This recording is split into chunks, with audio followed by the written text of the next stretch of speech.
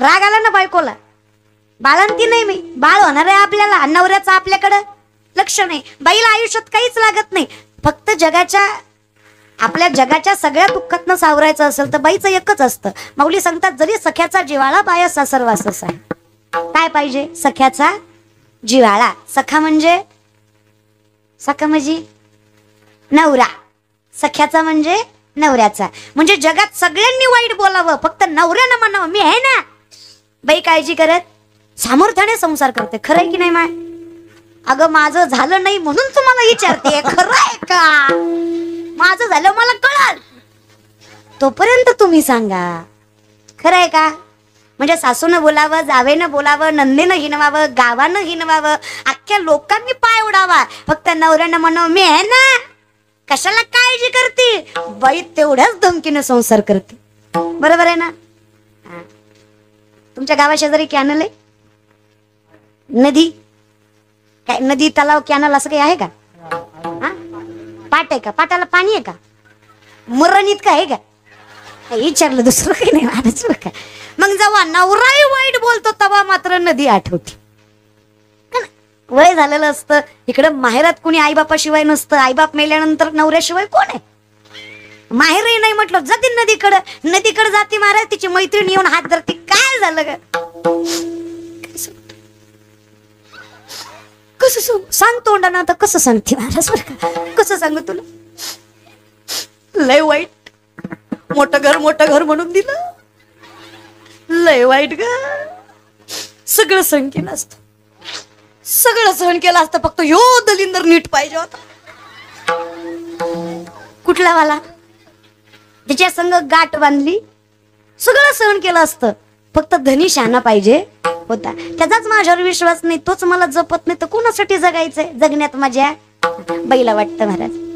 मग तसं सोयराबाईंना नाही वाटलं, चोखोबराचं लेकरू माझ्या पोटात आहे, माझ्या नवऱ्यालाच माझ्या लेकराची काळजी नाही, विठ्ठल विठ्ठल करत बसलाय, कुणासाठी काय जगण्यात मजा आहे आणि काय लेकरू जन्माला घालण्यात तरी मजा आहे. म्हणून या रागात चोखोबरायांना वाईट वाईट वाईट सोयराबाई, वाईट म्हणजे आपल्या बायकांसारखं वाईट नाही, तेवढ्या इब्दीतच शिस्तीतच. पण म्हटलं तुम्हालाच काळजी नाही धणी, तुम्हालाच काळजी नाही स्वामी, अहो लेकरू जन्माला येणार आहे, विठ्ठल विठ्ठल करत बसता, भजन करीत बसता, तुम्हाला काळजी नाही. काय मजा मला सांगा बरं संसारात? चोखोबारांना बोलणं सहन झालं नाही. चोखोबारा रागानं निर्मलाबाईच्या घरी गेले. निर्मलाबाई म्हणजे चोखोबारांची बहीण. मग तिकडे गेल्यानंतर तिलाही काही सांगितलं नाही, तिथंच राहिलंय. आणि चोखोबारांची बायको मात्र रडायला लागली. तिला तासा 2 तासानं वाटलं उगच बोलले नवऱ्याला, करीत बसला असता इठल इठल, पण तोंडासमोर तरी बसला असता. बोलण्यामुळं लांब गेला. बायकांना बोलून झाल्यावर वाटतं उगच बोलली, बोलून झाल्यावर गेल्यावर काय मजा आहे महाराज, है की नाही? रागानं गेला नवरा. आता शोधता कुठं तसल्या अवस्थेमध्ये? इथं बाळणपणाचा काळ म्हणजे सगळ्यात कठीण असतो महाराज, तेव्हा नवऱ्याची फार साथ लागते. ज्ञानोबा सांगतो बरं का, नवऱ्याची फार साथ लागते, बाळणपणाचा काळ कठीण असतो. चोखोबारांची आठवण येते, डोळ्यातनं पाणी येत आहे. उगाचच बोलले नवऱ्याला, काय करू कसं करू? अहो कुणीच नाही बाळणपण करायला जवळ. जगाच्या मालकाकडे याचना करतात, देवा चुकलं रे माझं, हातचा नवरा होता रे, हक्काचा नवरा, रागाच्या बोलण्यामुळे त्यालाही लांब पाठवलं रे. बाळणपणाचे दिवस भरत आले देवा, अरे मला लेकरू होणार आहे देवा, संतान होणार आहे मला, माझ्या जवळ कुणी नाही माझं बाळणपण करायला. अहो जगाचा मालक आहे तो, विश्वाचा नाथ आहे तो.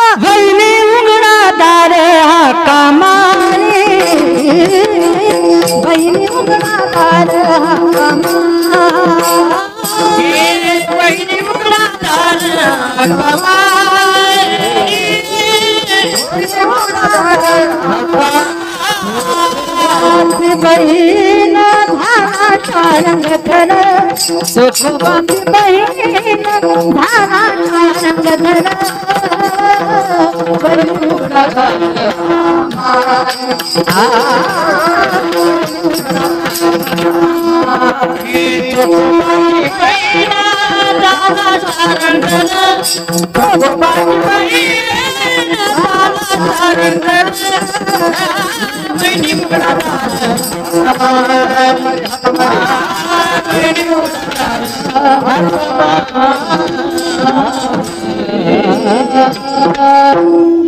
पुरुषांना साडी नेसणं किती बाईपणाचं वाटतं, बांगड्या घालणं किती बाईपणाचं वाटतं, टिकली लावणं किती बाईपणाचं वाटतं. अरे आपण साधे पुरुष आहे, तुम्ही दादा साधे पुरुष आहे, ज्यांना फक्त गाव ओळखतं, ज्याला फक्त तालुका ओळखतं, ज्याला फक्त जिल्हा ओळखतं. अरे जगाचा मालक आहे, पण त्यानं साडी नेसायला कमीपणा केला, त्यानं बांगड्या घालायला कमीपणा केला, त्यानं कुंकू लावायला कमीपणा केला. अहो भक्तासाठी साडी नेसला. निर्मला नावाच्या बहिणीसारखं हुबेहूब रूप घेतलं, तिच्यासारखा आवाज गेला चोखोबरांच्या दारात. ओ वहिनी, दरवाजा उघडला इकडं सोयराबाईंनी. अहो निर्मलाबाईला बघून त्यांना इतका आनंद झाला, त्यांनी म्हटल्या देवानच धाडलं की हो तुम्हाला. आई आल्यासारखा आनंद झाला, मिठी मारली, ढसा ढसा रडायला लागल्या. पण सोयराबाईंना कुठं माहित होतं, ज्याला मिठी मारली तो विश्वाचा नाथ होता, आणि त्याला मिठी मारून माझ्या सोयराबाई ढसा ढसा रडत होत्या.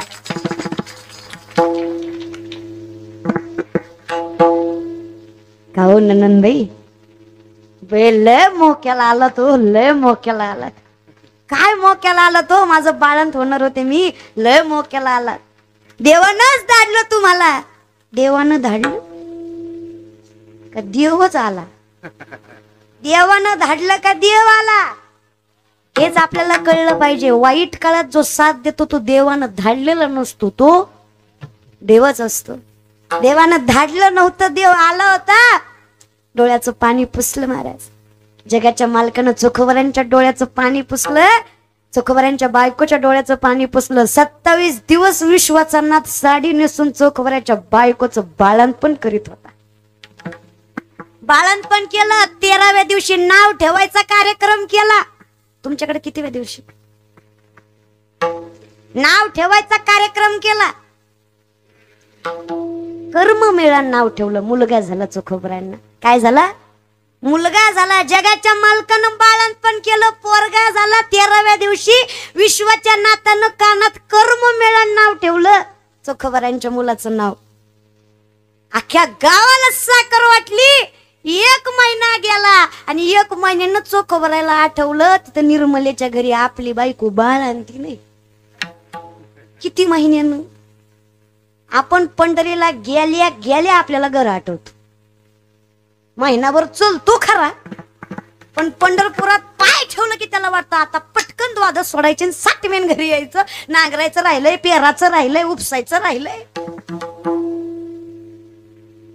त्याला संत म्हणायचं ना, आपल्याला माणूस. आपण तिथं जाऊनही फायदा नाही, संत नाही जाऊनही फायदाच. 1 महिन्यानं कळलं की आपली बायको बाळंतीन होती. काय झालं असं तिचं बाळंतपण 4-5 दिवसावर आलत, आणि आपण त्या एकटीला रागाच्या भरात टाकून आलो. आणि मग इकडं बहिणीला म्हणले, निर्मले माझी बायको बाळंतीन होती, तुला सांगायचं इसं. ती म्हणले, दादा बिनाकली आहेस का काय? अरे मला तरी सांगायचं, मी तरी गेली असते, मी तरी वहिनीचं बाळंतपण केलं असतं ना. अरे येडायस का दादा? अरे जा पटकन. पण बहिणी महाराज ती रिकाम्या हातानं पाठविल का? घरात अन्नाचा कण नसला तरी शिदुरी बांधून देते तिला. बहीण म्हणायची महाराज, ती रखमाईचाच अवतार असतो. अशी भली गच्च शिदुरी बांधून दिली आणि जा म्हणे चोखोबरायला घरी. आता चोखोबरांनी शिदुरी डोक्यावर घेतली आणि बायकोकडे निघाले. किती? 1 महिन्यानी. लगेच देवाला कळलं. काय कनेक्शन म्हणायचं, देवाला कळलं. गबाळ तिकडून निघालं. ते म्हणे, वहिनी आता नावही ठेवून झालं, वहिनी आता बाळंतपणही झालं, गावाला साखरही वाटून झाली, आता मला जाऊ द्या, निरोप द्या. ते म्हणे, नग थोडं राहा. ते म्हणजे नग ती आल्यावर गोंधळ होईल. मी नग, मी आता जातो, जगाचा मालक निरोप घेतोय. निघाल्या महाराज निर्मला. देव आले लगेच. चोखोबराय आले महाराज. चकोऱ्याने बायकोला विचारलं, बाई बघा, संतांच्या बायका सगळा राग विसरला तिनं. महिनाभर नवरा आपल्या सोबत नाही याचा विचार नाही केला. आपल्या नवऱ्यानं आपल्या बाळणपणाच्या काळात साथ दिली नाही असा विचार नाही केला. आपला नवरा आपल्या एकटीला टाकून गेला असा विचार नाही केला. संतांची बायको आहे ती. संतांसारखीच हसत मुखानं आपलं लिकरू बापाच्या हातात दिलं. म्हणली, बघा किती गोंडस बाळ झालंय हो. संतांचीच बायको महाराज ती, संतांसारखीच. सगळा राग विसरला ना आपलं लेकरू बापाच्या हातात दिलं चोखवरांना. स्वामी बघा ना किती देखणं लेकरू झालंय. सोयरा मी नव्हतो तर त्रास झाला ना तुला. कोणी केलं ग बाळण पण कसं झालं. बोलता बोलता सोयराबाई म्हणल्या तुम्हाला वय गाठ पडले असतील ना तिथंच ननंदबाई. रस्त्यानं जाताना इथं घनसावंगीत तुमची भेट नाही का झाली. ही काय तुम्ही यायच्या तासभरच आधी निघाल्या होत्या. इथंच भेटले असतील ना घनसावंगीत. तुम्ही त्याच वाटेनं आले ना. घनसावंगी मार्गेच आलो होती काय त्या बोरगावच्या मार्गे आपल्या त्या पिपळगावच्या मार्गे आलो. मग तुम्हाला भेटला नाही. अगं इडीस का तू. महिनाभर तिच्यापाशीच राहून आलोय मी आणि मला काही खोटं बोलती. अगं तिच्यापाशीच महिनाभर राहिलो. तिच्याच हातचं खाल्लं तू म्हण किती इथं होती. बरं चला मी खोटं बोलते. ही काय हो का ही बायका हो का बायका हो का हिथंच होत्या हो का सोडवाय आलत्या. ह्यांना विचारा बरं होय ग माय मावलो होती का नाही निर्मला हित. बरं मी खोटं बोलून एवढ्या खोटं बोलत्याल का. एवढ्या खोटं बोलत्याल. मी एक खोटं बोलाल एवढ्या हो का ह्यांनीच सोडवलं बघा. हो का हीच होत्या इथं दारापाशी सोडवाय. ह्यांनीच कुकू लावलं ह्यांनीच चोळी भरली ह्यांनीच पाठवलं. हो का ह्या बायकांना विचारा. खरंच का ग माय मावलो.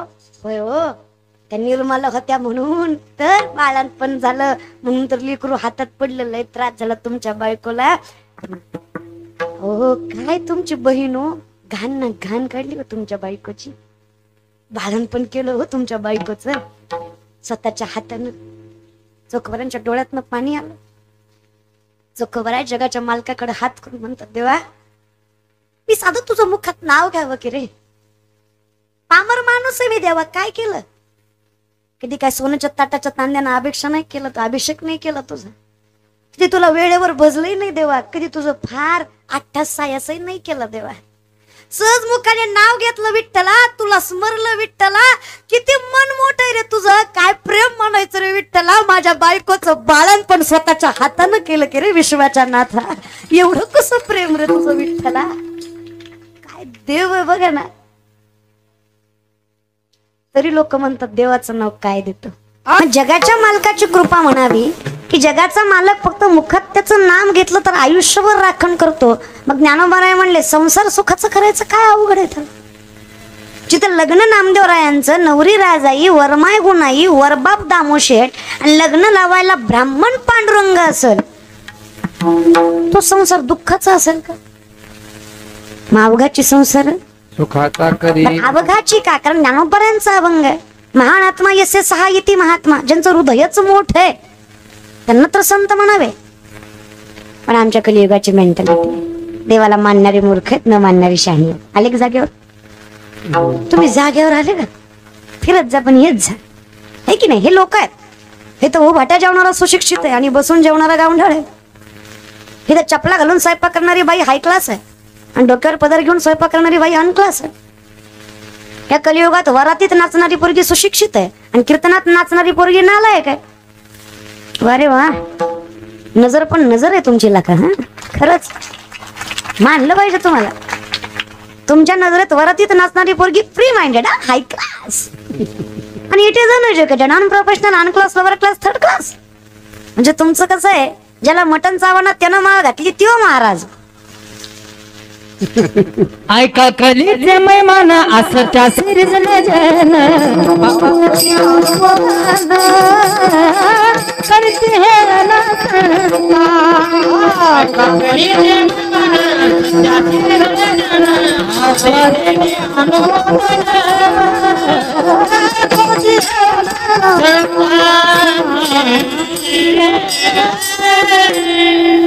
ऐका कलीचं महिमान असत्याशी. इथे जनाई वर्णन करतात बघा. पुण्यवंत पाताळे लोकी नेला दरिद्री तो भाग्यवंत केला. पुण्यवंत पाताळे लोकी नेला दरिद्री तो भाग्यवंत केला. स्वर्गाचा बहुमान वाढविला कीर्तिवानाचा अपमान केला. स्वर्गाचा बहुमान वाढविला कीर्तिवानाचा अपमान केला.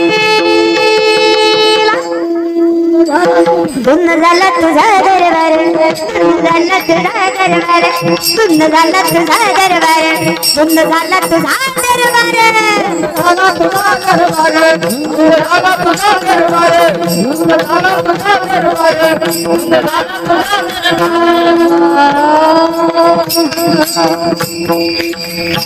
झाला धुन्न झाला तुझा दरबार, धुन्न झाला तुझा दरबार, धुन्न झाला तुझा दरबार, धुन्न झाला तुझा दरबार.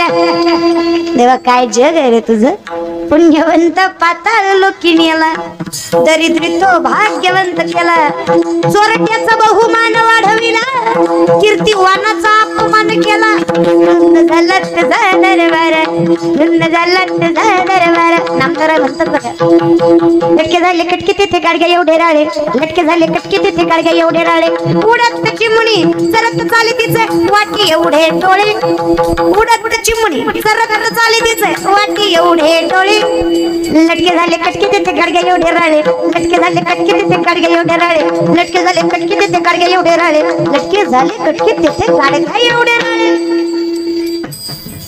आता हे कळायला तुका म्हणे येते पाहिजे जातीची. कारण हे कसं आहे, हे नामदेवरायांचे कूट अभंग आहेत. हे कुठून कुठून किती कुठले तरी कुठूनच कळत नाही. त्याला म्हणायचं कूट. मुंगी व्याली शिंगी झाली, मुंगी व्याली शिंगी झाली, तिचे दूध किती 17 रांजण भरले, तिचे दूध किती 17 रांजण भरले, पिले 12 हत्ती. मुंगी व्याली शिंगी झाली, मुंगी व्याली शिंगी झाली, मुंगी व्याली शिंगी झाली, मुंगी व्याली शिंगी झाली. कोण व्याली? तिचं दूध 17 रांजण भरले. कुणाचं? किती दूध?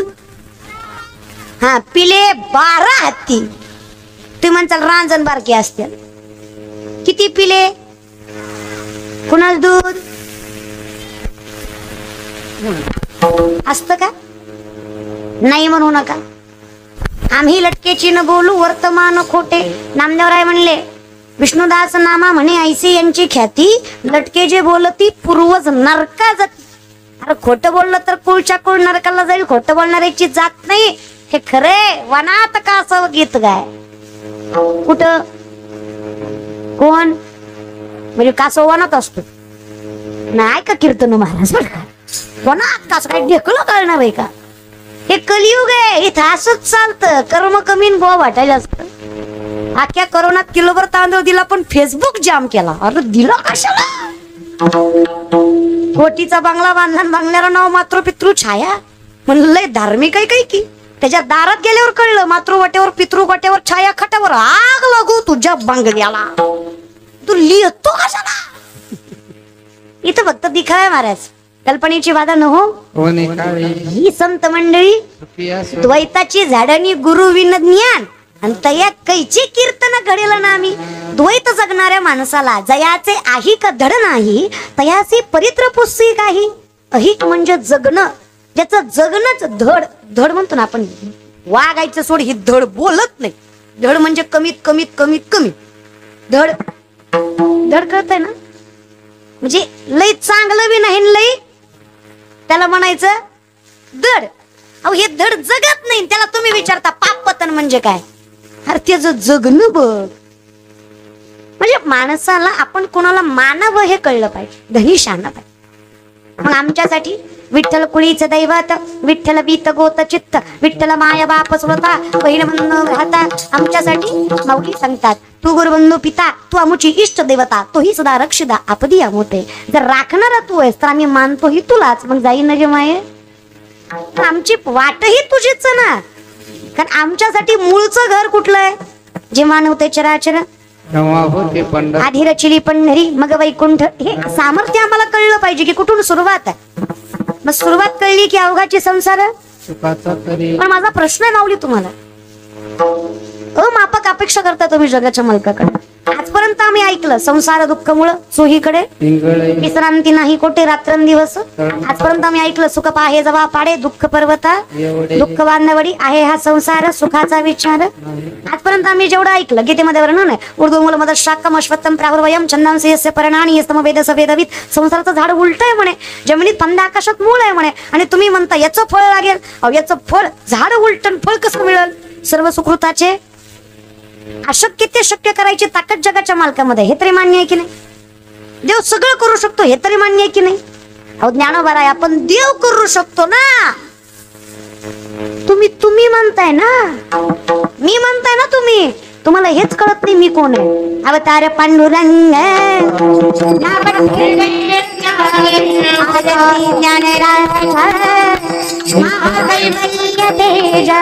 सेवती साधू संत मनोवेदिला.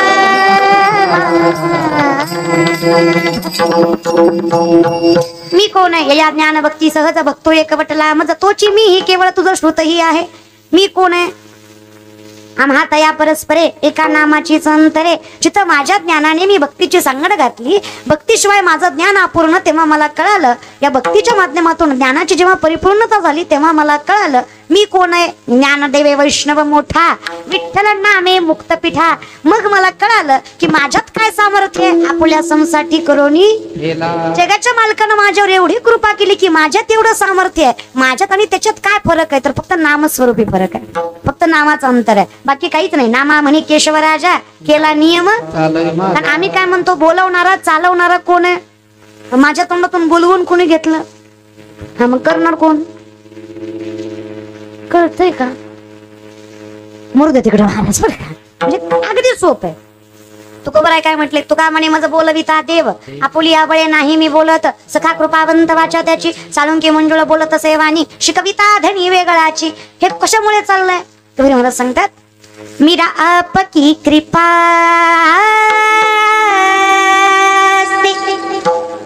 सब काम घूर है. मीरा आपकी कृपा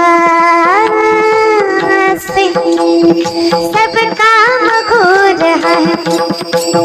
करते कुटुंब का नहीं मेरा नाम घूर है. मीरा आपकी कृपा से सब काम घूर है. मीरा आपकी कृपा से सब काम घूर है. थोड़ा करतोस. मी कौन है? तेरी मर्जी का मैं हूँ गुलाम. तेरी मर्जी का, तेरी मर्जी का मैं हूँ गुलाम. मेरे अलबेले राम, तेरी मर्जी का मैं हूँ गुलाम. मेरे अलबेले राम,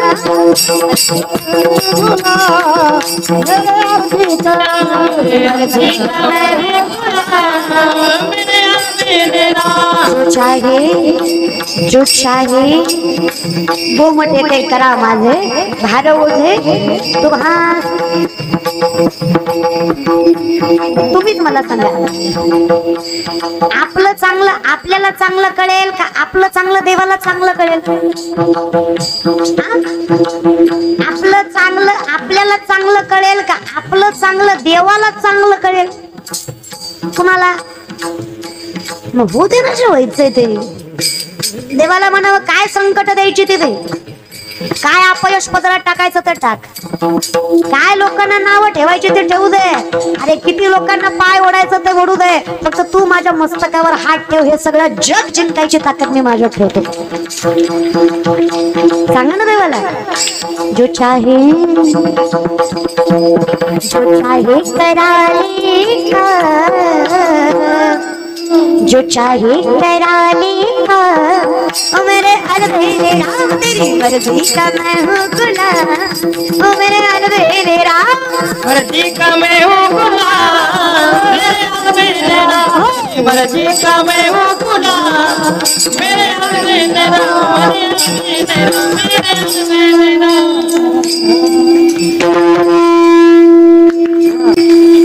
मैं हूँ द्या मेरे अलबेले राम. तू म्हणे म्हणशील तसं रे देवा. घालून या भार राहिलो मिरविले संती. ज्या क्षणी तुम्हाला मृत्यूचं भय वाटणार नाही त्या क्षणी समजायचं की संतांची कृपा झाली. संत कोण? देवते संत, देवते संत, निमित्त त्या फरक काहीच नाहीये, काहीच फरक नाही. 5 मिनिटं महाभारतात जाऊ, लगेच भारतात येऊ. 5 मिनिट, जस्ट 5 मिनिट्स. द्रोणाचार्य चक्रव्यूह ओळखलं, 7 मंडळ केंद्रबिंदू. अर्जुनाला जायचं तर अर्जुनाने विचार केला मी गेलो तर बाहेरचं युद्ध हारलं जाईल. धर्मराजाला विचारलं मी जाऊ का? धर्मराजा म्हटले तुम्ही नको. मग कोण जाणार? अभिमन्यूने विचारलं मी जाऊ का? जातोस का? जा. अभिमन्यू गेला, पण अभिमन्यूला फक्त आत जायचं ज्ञान होतं, बाहेर यायचं. आणि बाहेर यायचं शिकताना त्याची माय झोपली होती. कळतंय का? बाहेर यायचं ऐकताना त्याची माय झोपली होती म्हणून पोरगा मेला. कळतंय का? माय मावल्या, कळतंय का? म्हणून गरोदरपणात जरा जागरात जा, कीर्तनात वगैरे भजनात वगैरे. टायमिंगला झोपत जाऊ नका. तुम्ही मोक्याला झोपता ग. तुम्ही कष्ट करता हे मी अमान्य करतच नाहीये.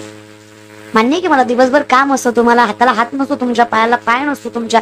मान्य की मला तुमच्यासारखं कष्टच कुणी करत नाही. कौतुक आहे मला माझ्या आईचं. माझी माय म्हणून मी तू भाई. आजही माझी माय साबण संपल्यावर फेकत नाही. जुन्या साबणाची चिपळी नव्या साबणाला लावती का तर तेवढ्यात एक आंघोळ होईल. डोकं आहे का तिला? What a management. The woman is an ideal manager. सगळ्यात मोठी व्यवस्थापक स्त्री आहे. मोठ्यातल्या मोठ्या उद्योजकाला जे जमणार नाही ती रोजची गृहिणी घरामध्ये करते. त्या व्यवस्थापनाची ताकद कुठल्याच पुरुषात नाही एवढी ताकद तुमच्यात आहे. खूप ताकद आहे. धर्मशास्त्र सांगतं यत्र नारीस्तु पूज्यन्ते रमन्ति तत्र देवता. जिथे स्त्रीचा सन्मान आहे तिथे आणि तिथेच भगवंताचा वास आहे. पोरांनो हे जरा ऐकत जा. विश्वातलं सगळ्यात मोठं युद्ध 5000 वर्षापूर्वी घडलं ज्याचं नाव आहे महाभारत. ते इतकं गहन होतं की 13 ते 14 माणसं विश्वात जिवंत राहिली. किती? 13 ते 14 अख्ख्या विश्वात. एवढं गहन एवढं विचित्र युद्ध ते घडलं. ते युद्ध घडायचं कारण होतं स्त्रीची अवहेलना. विचार करा, आजची पिढी बहिणी म्हणून चरणावर मस्तक ठेवून सांगते जर स्त्रीच्या अवहेलनेमुळे एवढं युद्ध घडत असेल तर ही ऐकणारी पोरं आपण देवासमोर बाया नाचवायला का? ही ऐकणारी पोरं आपण बाईच्या अवहेलना करावी का? हा, माणसं गोळा करायची म्हणून काही करायचं नाही रे. माणसं जमतात म्हणून काही करायचं नाही. माणसं कशालाही जमतात. तू भांड तुझ्या भावासंग, होतेच माणसं गोळा. लोकांना तमाशा बघायला आवडतोच की. लोकांसाठी नसतं रे जगायचं. लोक चांगलं म्हणतील म्हणून चांगलं वागायचं नसतं. चांगलं वागणं आत्म्याला समाधान देतं म्हणून चांगलं वागायचं असतं, हे लक्षात ठेवा. हरिपाठ म्हटल्यावर जेवढं समाधान लागेल तेवढं समाधान चुकीच्या गोष्टी बघून लागणार आहे का? चला, फिजिकली सॅटिस्फॅक्शन मिळेलही, पण मेंटली आणि इमोशनली सॅटिस्फॅक्शन पाहिजे असेल तर नामचिंतनाशिवाय पर्यायच नाहीये रे. पिक्चर तुम्हाला मनोरंजन देईल, गाणी तुम्हाला मनोरंजन देतील, हे मी अमान्य करत नाहीये. तुम्हाला फिल्म मधनं मनोरंजन मिळणार, तुम्हाला गाण्यामधनं मनोरंजन मिळणार, पण जीवनाचं सामर्थ्य घडवायचं असेल तर हरिपाठ आणि गाथाच वाचावा लागणार. हे तुम्हाला लक्षातच ठेवावं लागेल. कितीतरी विचार करा ना, मी एवढं कष्ट करतो, मी एवढी पायपीट करतो, मी एवढा मरमर मरतो, तरी माझ्या पदरात यश का पडत नाही? केलाय का कधी विचार? बाकीचे पोरं पुढे जातात रे, बाकीच्या पोरी पुढे जातात, आमचंच का काही चांगलं होत नाही? जो चांगलं करतो त्याच्याकडेच आपला वड नाही तर कसं होईल? बोलवणारा, चालवणारा, अरे अन्न पचवणारा सुद्धा विठ्ठल आहे. अहम वैश्वानरो भूत्वा प्राणिनाम देहमाश्रित प्राणापान समायुक्त पच्चमेन्यम चतुर्विधम. अरे विठ्ठला, पचवणाराही तू आहेस. अर्जुन श्रीकृष्णाला सांगतात मी असो नसो काळजी करू नकोस. अरे चालवणारा, बोलवणारा, दिशा दाखवणारा, तुझ्या जठरामध्ये अग्नी म्हणून वास करणारा विश्वेश्वर सुद्धा मीच. आपली पचनक्रिया कोण करतो? जठरामध्ये जे अग्नी वास करतात. म्हणून जुन्या बायका चुलीत काहीतरी टाकायच्या आणि मग स्वयंपाक करायचे. कणिक तिमली की थोडा गोळा चुलीत, पीठ मळलं की थोडा गोळा. येड्या नव्हत्या त्या, मूर्ख नव्हत्या. त्यांना माहित होतं हा अग्निदेवता आपली पचनक्रिया करतो. मी माझ्या तोडक्या मोडक्या हाताने जे काही बनवलंय ते माझ्या घरच्यांना, केलेल्या पाहुण्याला पचावं म्हणून त्या अग्नीमध्ये पहिला घास अग्निदेवताला. आता चुली नाही राहिल्या, हरकत नाही ना, गॅसला ठेवीत जा. गॅस मध्ये काय अग्नी नसतो का? असतो की, त्याचं काय एवढं? टेक्नॉलॉजी वापरत जा, नाही असं नाही, पण संस्कृती सोडू पहिल्या बाया लेकरू जन्माला आल्यावर 8 दिवस तरी जगाला तोंड दाखवत नव्हत्या लेकराचं. खरंय की नाही? येड्या नव्हत्या त्या. त्यांना माहित होतं 5व्या दिवशी सटवी माथ्यावर भविष्य येते. माऊली सांगतात ज्ञानेश्वरीमध्ये, लल्लाटी जे लिहिले न पुसेगा काही केले, सटवीची राती जीवन विसंबी वाती तैसा ईश्वर निर्णय चित्ती वाहने सदा. 5व्या दिवशी सटवी माथ्यावर भविष्य लिहिते म्हणून 5व्या दिवशी त्या बाळंतीन बाई जवळ दिवस रात्र दिवा चालू ठेवायचा. आता लेकरू जन्माला आल्यावर 3ऱ्या सेकंदाला फेसबुकला पोस्ट असते, baby it's come, okay, like subscribe and share. ठीक आहे ना? जगाला थोडा उशिरा सांगूया. बरं, जगा आपल्या सुखात सुखावत नाही ना आपल्या दुःखात दुखावत नाही. लोकांना आपलं चांगलं झालं चांगलं वाटतं असं तुम्हाला वाटतं? लोक ती गोरी बायको केली तरी म्हणतात बाबा याला बरी दिली, आणि काळी बायको केली तरी म्हणतात आयो यानं बरी केली. मग ब्रह्मचर्य ठेवतो त्याला. अरे बायको तरी करू दे रे. ही लोक आहेत, लोकाला गाडी आणलेली बी सांगायची नाही, हप्ते भरले नाही म्हणून बँकेने नेलेली बी सांगायची नाही. कसं असतं आष्टिक, आणलेला स्टेटस ठेवला की गेलेली त्याच्या आधी कळत असत. कमवायची वेळ असं नाही. ते म्हणाल संतांची लेकर आहेत आपण, परमार्थिक लेकर आहेत म्हणून गरीब राहायचं. आपला बाप श्रीमंत आहे, द्वारकेचा राजा आहे, सोन्याच्या सिंहासनावर बसतो, सोन्याचा मुकुट घालतो, हिरा मोत्यांच्या हारा घालून बसतो. आपण त्याची लेकर आहेत. अर्थ आणि काम हे पुरुषार्थाचं लक्षण आहे, हे शास्त्र आहे. इथं कलियुगात जन्माला आल्यावर पैसा प्रसिद्धी कमवायचीच. अरे गाव आपलंय, माती आपली, तालुका आपला, जिल्हा आपला, राज्य आपला, देश आपला, मग इथं साम्राज्य सुद्धा आपलंच पाहिजे. हे स्वप्न बघत आयुष्यभर जगायचं. आपल्या गावात आपलंच चाललं पाहिजे. भले तरी देऊ कॅसेची लंगोटी, पण नाठाळांच्या माती. आमच्याशी प्रेमाने वागले ना, अंगचं धोतर सोडून तुमची लाज राखू, पण आमची लाज काढायला लागले ना, झेंडा काढून दांडावर करून धोतराची ताकद दाखवू. अरे गरीब आहे तर गरीब आहे, तुम्ही आमच्या लाजा काढणार आणि आम्ही तुमच्या पाया पडणार, अशी अपेक्षा ठेवू नका माय बापो. नाहीच करायचं असं. मस्तक तिघा